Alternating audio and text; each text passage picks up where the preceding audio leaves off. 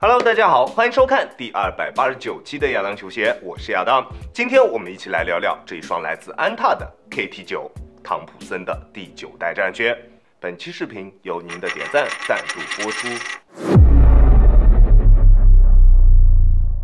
随着新赛季的开始，汤普森的新一代战靴再一次如约而至。上一代的 KT8 虽然第一眼看到的时候确实非常惊艳，随意的高低帮切换确实少见，但是穿过的朋友都知道那玩意儿有多鸡肋。而这一次的 KT9 就明显务实了不少，单纯的低帮设计，配置依旧是大家比较熟悉的 A-Flash Edge 框架加上全掌的氮气，并且在后跟处还嵌入了一块 Smart Sam， 算是把能给的都给到了大家。并且在重量方面也比上一代有着明显的减轻，单支42.5码的重量在400克左右，虽然算不上特别轻质，但是这也已经是 KT 正代鞋款当中比较轻的一款了。而且 KT9 的整体重量布局做得非常合理，穿在脚上的体感重量还是比较不错的，这一点大家可以放心。在尺码选择方面，我平时耐克穿42.5，李宁穿42，这一双鞋我选择42.5还是比较合适的，你可以适当参考一下。它的鞋楦宽度也比较适中，对于脚型的适配范围还是比较广的，只要不是特别宽的脚，选择这个鞋款都没有问题。如果你的脚比较宽，那我还是建议你选大一个尺码，可能可以得到更好一些的穿着体验。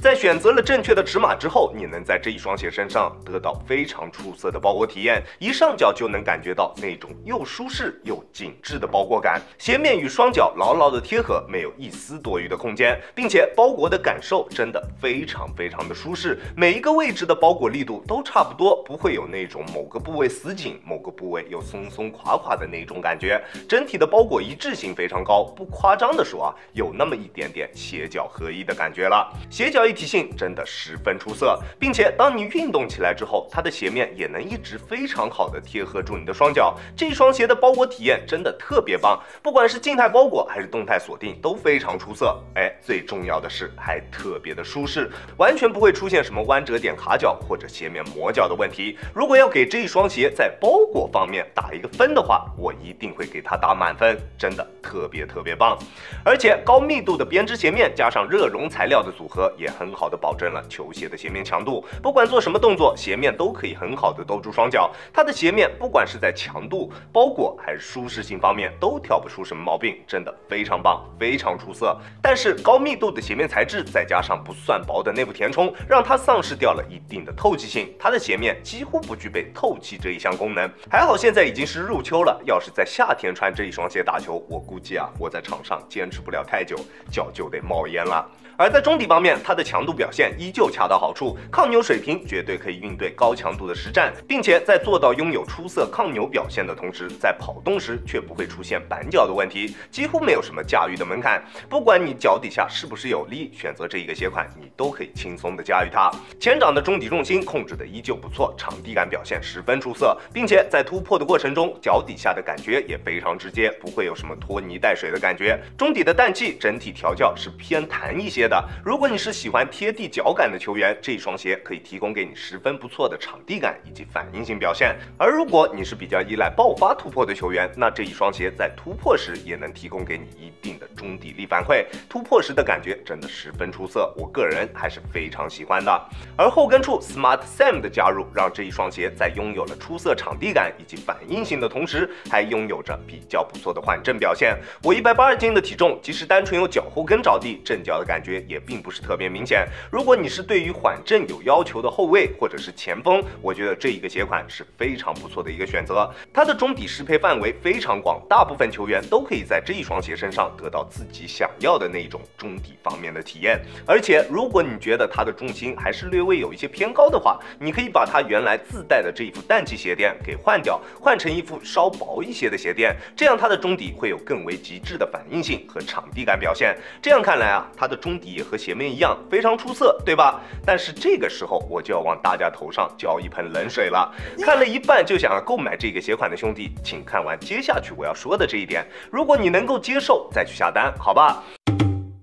这一点就是它中底的过渡并不流畅。这一双鞋一上脚就能感受到的，除了它紧致且舒适的包裹之外，就是它中底较大的龙骨落差。穿在脚上，你能明显感觉到中底存在着比较明显的前低后高的现象，并且因为后跟处有着 TPU 材料的加入，后掌部分的缓震材料跟前掌的硬度差距非常的明显，后掌明显会要硬不少。虽然它在前后掌的连接处加入了碳板，来尽可能的让它的中底过渡更为流畅，但是在实际的体验上，前后掌在硬度方面有着明显的脱节，再加上它较大的中底龙骨落差，虽然它的中底带给我的体验绝对不能说是不好，但是总觉得有一些奇怪。前低后高的中底一般来说是更加适合使用全掌跑动的球员去进行选择的，但是中底过渡并不是特别流畅，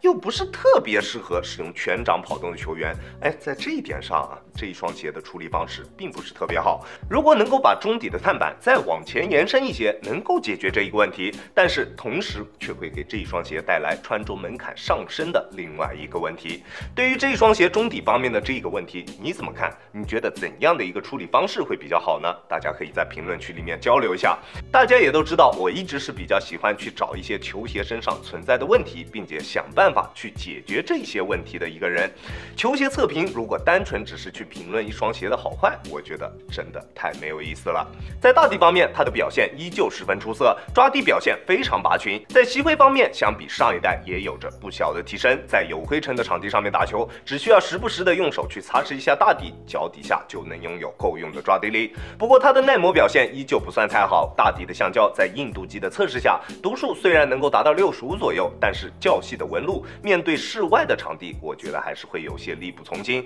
想要购买这一双鞋的兄弟，我还是建议你们尽量只在室内使用它，好吧？球鞋的稳定性表现依旧非常出色。自从汤普森受伤之后 ，KT 这个系列就成为了安踏旗下在稳定性方面最强的一个系列之一。反正从5代开始啊，就没有出现过在稳定性方面翻车的情况。宽大的大底加上不错的重心控制以及全包围的中底缓震材料，都让这一双鞋穿在脚上时的感觉非常的踏实，不管做什么动作都不会有后顾之忧。这一双鞋亚当球鞋主观评级 A 减，这一双鞋整体的实战表现是非常棒的，不夸张的说，这应该是 KT 这一个系列当中最能打的一个鞋款，最好穿的一个鞋款，舒适度高，包裹优秀，中底的体验感也非常不错，并且它的整体强度也足以应对高强度的实战。现在500左右的价格，我觉得还是非常值得购买的一个鞋款。当然，在购买之前，你还是要考虑清楚它的缺点，你能不能够接受？比如说较为糟糕的透气性，比如说它不算流畅的中底过渡。安踏今年推出过非常多比较好穿的鞋款，实战表现都非常不错，这一双鞋也同样非常棒。只是我觉得安踏应该还可以做得更好。OK， 这就是本期视频的全部内容了。再次感谢大家观看本期的亚当球鞋，亚当球鞋一切从实战出发，我是亚当，那我们下期视频再见吧，大家有空来做 ，peace。